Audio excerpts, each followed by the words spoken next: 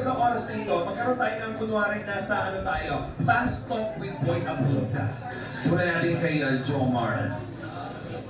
Jomar, simple o bongga? Simple. Loyalty or generosity? Loyalty. Private life or public sharing? Public sharing. Truth or kindness?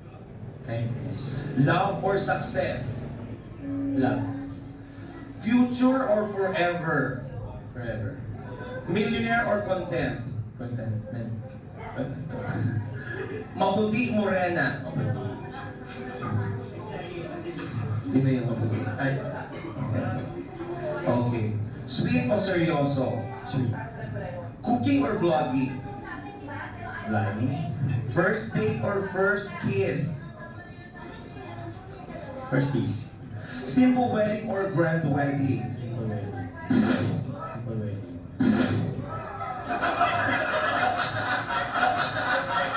Mabubuhay o mamamatay? Mamamatay. Magulatin po, pasensya po. Ay, Sus Maria. At nalapit ako kasi ang November, kaya malapit ako. Kaya kalhag.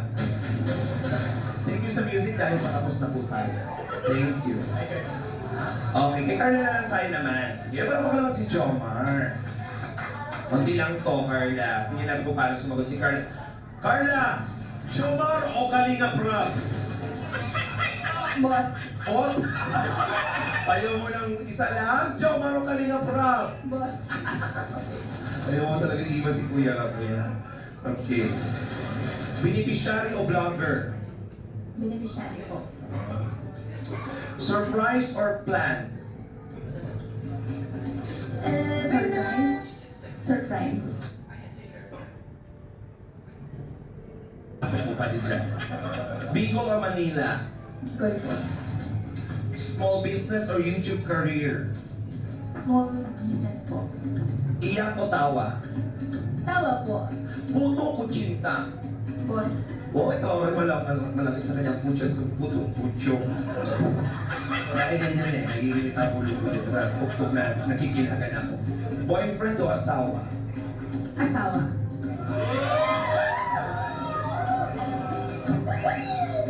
Kung ikakasal ka kanino? Sa kanya.